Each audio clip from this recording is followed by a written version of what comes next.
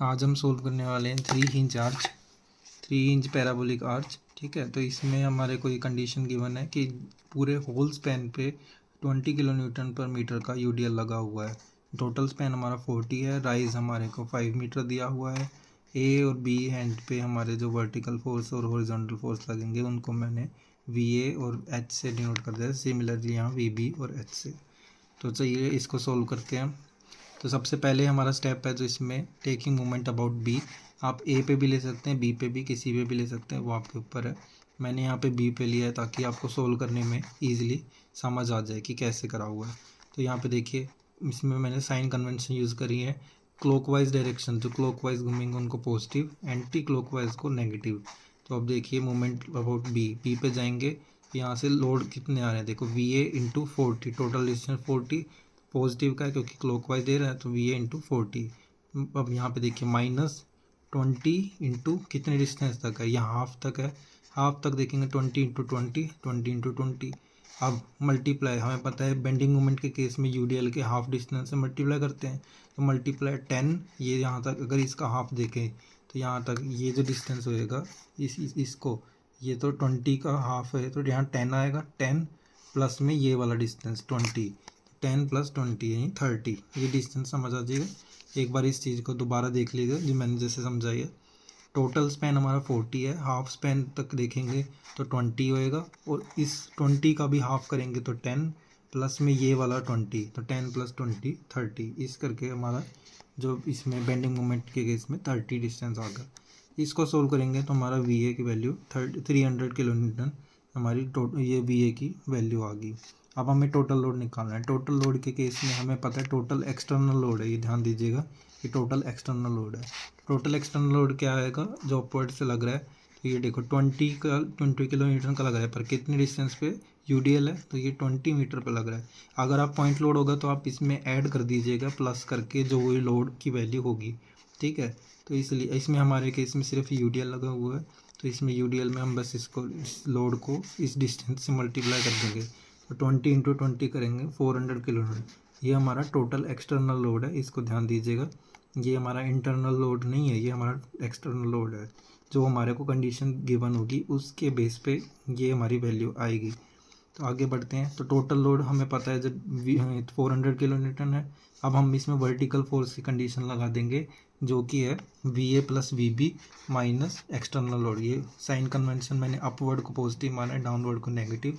तो आप अगर इसमें देखेंगे तो आपको सपोर्ट रिएक्शंस का पता है और ये एक्सटर्नल लोड का पता है, तो इससे आप दूसरी सपोर्ट रिएक्शन निकाल सकते हैं। तो देखिए वी बी निकालने के लिए टोटल एक्सटर्नल लोड में से वी ए घटा दीजिए। टोटल एक्सटर्नल में से वी ए घटाएंगे तो आपको वी बी की वैल्यू 100 किलो न्यूटन है। अब आप इसमें एक चीज़ ध्यान दीजिएगा, आपको देख के ही पता चल जाएगा जहाँ साइड में हमारा लोड ज़्यादा लगा हुआ है, तो यानी कि वहाँ पे सपोर्ट को रिएक्शन के लिए जो अपना इंटरनल रेसिस्टेंस देना होगा वो भी उसकी वैल्यू ज़्यादा ही आएगी, ताकि वो उस चीज़ को उसको बेयर कर सके। ठीक है, हैवी लोड को बेयर कर सके। और जहाँ पे हमारा लोड नहीं होगा वहाँ पे हमारी वैल्यू एज़ कम्पेयर टू जहाँ लोड लगा हुआ है उसके मुकाबले हमारी वैल्यू कम आएगी। तो यहाँ पे देखिए, देख के ही पता लग रहा है वी ए की वैल्यू 300 किलो न्यूटन है, क्योंकि हमारा जो लेफ़्ट साइड का स्पैन है उसमें हमारा जो यूडीएल लोड लगा हुआ है, तो इसलिए यहाँ पे हमारे को इंटरनल रेजिस्टेंस की वैल्यू ज़्यादा आएगी। और अगर बी पे देखें तो बी पे हमारी 100 किलो न्यूटन आई है, क्योंकि यहाँ पे हमारा राइट साइड में कोई एक्सटर्नल लोड नहीं लग रहा, तो इसलिए इंटरनल रेजिस्टेंस बी की साइड पे थोड़ी कम आएगी। ठीक है, तो आगे बढ़ते हैं। अब हॉरिजॉन्टल थ्रस्ट निकालेंगे। हॉरिजॉन्टल थ्रस्ट निकालने के लिए हमें क्या करना है, मोमेंट लेना है क्राउन सी पे, मतलब जो पूरी 3 हिंज पैराबोलिक आर्च होगी उसका जो सबसे टॉप मोस्ट पार्ट को क्राउन बोलते हैं। तो इस क्राउन के ऊपर हमें मोमेंट लेना है कहीं से भी। आप चाहे राइट से ले सकते हैं, लेफ़्ट से ले सकते हैं, वो आपके ऊपर है, जो आपको इजी लगे। ठीक है, तो अब मैंने यहाँ पे राइट हैंड साइड से लिया है, क्योंकि अगर हम लेफ़्ट साइड से लेंगे हमें ये लोड भी कंसिडर करना पड़ेगा। तो आप राइट से लीजिएगा, तो यहाँ पे जहाँ पे आपको लोड कम हो आर्च में, अगर आपके लोड की कंडीशन जहाँ कम दी हुई है आप उस साइड से लीजिएगा, तो आपका क्वेश्चन जल्दी सोल्व होएगा, आपका टाइम बचेगा। इस चीज़ को ध्यान दीजिएगा। ठीक है, तो आप यहाँ पे मैंने राइट हैंड साइड से लिया क्योंकि मेरे राइट साइड में लोड नहीं था, तो मैंने साइन कन्वेंशन ली है। क्लॉकवाइज को नेगेटिव माना है, एंटी क्लॉकवाइज को पॉजिटिव माना है।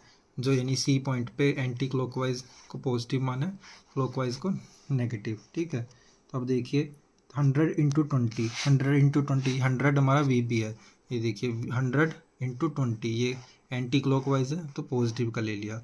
ठीक, तो पॉजिटिव का ले लिया। अब -h × 5, ये माइनस कैसे, ये देखो ये h यहाँ से लग रहा है, h इंटू ये 5 डिस्टेंस, h × 5, ये देखो ये क्लॉकवाइज डायरेक्शन देगा तो इसलिए इसको नेगेटिव ले लिया, तो इसको नेगेटिव ले लिया। इसको सॉल्व करेंगे तो हमारी h की वैल्यू 400 किलोन्यूटन आ जाएगी। ठीक है, तो ये हमारा हॉरिजॉन्टल थ्रस्ट है, तो इसको ध्यान दीजिए, ये हमारा हॉरिजॉन्टल थ्रस्ट है, नॉर्मल थ्रस्ट नहीं है। तो अगर हमें नॉर्मल थ्रस्ट निकालना है तो हम उसके लिए स्लोप निकालेंगे, थीटा की वैल्यू निकालेंगे। ठीक है, तो ध्यान दीजिएगा, हम यहाँ पे स्लोप निकालने के लिए आगे। तो अब इसमें एक चीज़ और ध्यान दीजिएगा, कई बार एग्ज़ाम में रिजल्टेंट रिएक्शन पूछ लेता है, तो अगर आपको रिजल्टेंट रिएक्शन निकालना है तो उसके लिए ये हमारा फॉर्मूला होता है √ अगर आप ए पे देख रहे हैं तो √VA² + h², ये h है जो हमारा, ये हमारा हॉरिजॉन्टल थ्रस्ट है। ठीक है, और जो हमारी VA पे सपोर्ट रिएक्शन होगी, इसको सोल्व करेंगे तो हमारी जो वैल्यू आएंगी वो हमारी रिजल्टेंट रिएक्शन है। ठीक, ये रिजल्टेंट रिएक्शन जैसा कि आप देख सकते हैं। तो इस चीज़ को अगर आपको एग्ज़ाम में पूछा हुआ है तभी आप निकालिएगा, अगर आपसे नहीं पूछा गया रिजल्टेंट के लिए तो आप इस स्टेप को अवॉइड कर सकते हैं। तो हम आगे बढ़ते हैं। तो जैसा कि हमने बताया था कि नॉर्मल थ्रस्ट कैलकुलेट करने के लिए हमें स्लोप निकालनी होगी, तो स्लोप थीटा के लिए हमारा फॉर्मूला होता है tan−1 4h/L² L-2x, ये हमारा फॉर्मूला होता है। ये हमारे को स्ट्रक्चरल एनालिसिस में आप अगर बुक में देखेंगे तो आपको ये इजीली आपको अवेलेबल हो जाएगा, आपको समझ आ जाएगा ये कैसे डिराइव हुआ हुआ है।